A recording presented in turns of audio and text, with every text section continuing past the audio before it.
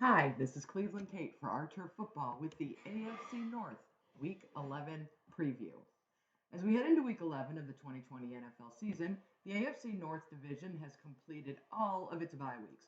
With the exception of that stupid tie on the Bengals record, it's pretty easy to see who's at the top, who's claiming their way up, and who's sitting all alone in the basement. For everyone who wondered if the injury to Pittsburgh Steelers quarterback Ben Roethlisberger last year would have lasting effects, I guess their 9-0 record kind of answers that question. The Baltimore Ravens have been a big surprise, along with the Cleveland Browns. They're both sitting at 6-3. I say surprising because the Ravens should have been at 8-1 at this point. The Browns maybe 3-6. Don't get me wrong, I am thrilled with where both of these teams are, but I don't think anyone saw this coming. And then we have the Bengals at 2-6-1.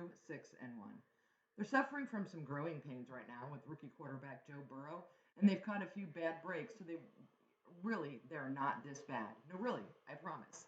Why don't we talk about the matchups that are coming this week? On Sunday at 1 p.m., the Bengals are traveling to face the 2-7 Washington football team. Wide receivers Tyler Boyd, T. Higgins, and halfback Joe Mixon are going to be huge keys to Burrow and the Bengals if they're going to have any success this week. They got brutalized by the Steelers last week, but that was largely due to the fact that they were missing 4 players and 4 assistant coaches due to COVID-19. They're back at full strength this week, and even on the road, should be able to handle anything that Alex Smith, quarterback for Washington, or even cornerback Chase Young can give them.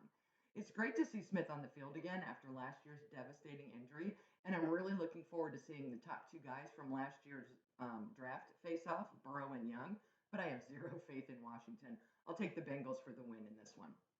The Browns will be hosting the Philadelphia Eagles 3-5-1. Here we have the other half of that tie that's on the Bengals record sheet, the Eagles. Last week, the Browns showed everyone that they remember what AFC North football is supposed to be about: running the ball and not turning it over. Will that continue when the Eagles fly into town? Absolutely.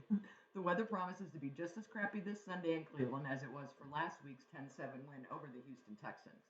The biggest difference this week is that running back Nick Chubb, who returned last week from IR and played his first game in like 2 months, has had another week under his belt of practice.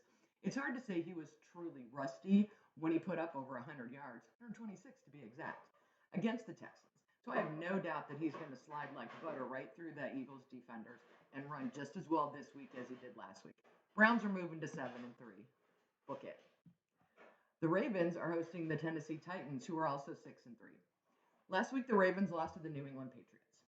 Not a new sentence in and of itself, but considering the fact that Cam Newton is now under center in New England and Lamar Jackson is the reigning MVP, I didn't expect to be writing that this season. The reality is the Ravens are suffering from an injury to a player that so many people overlook.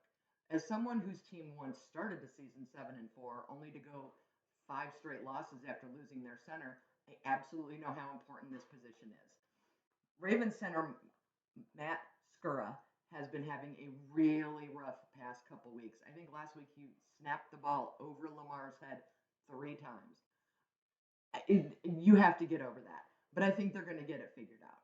And by the way, no matter how happy you may be, unhappy you may be with the player's performance, that is never a reason to go after a man's family on Twitter. Y'all know who you are. Stop it. It's unacceptable. I'm a huge fan of Titans head coach Mike Vrabel and their starting quarterback Ryan Tannehill.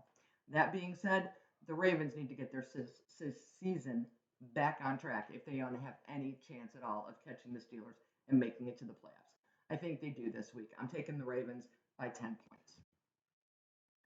Next up, the Pittsburgh Steelers are at the Jacksonville Jaguars. Jacksonville is 1-8. Nope, they're not as bad as their record would make it seem, but Steelers coach Mike Tomlin is also not the kind of guy who's going to let his players just look past them or take this game lightly. It pains me to say how good the Steelers are this year, but they actually could go undefeated. I know. I don't think they will, but they're not losing this week. I have to pick the Steelers, and I actually think it's going to be pretty huge, probably like 24 points.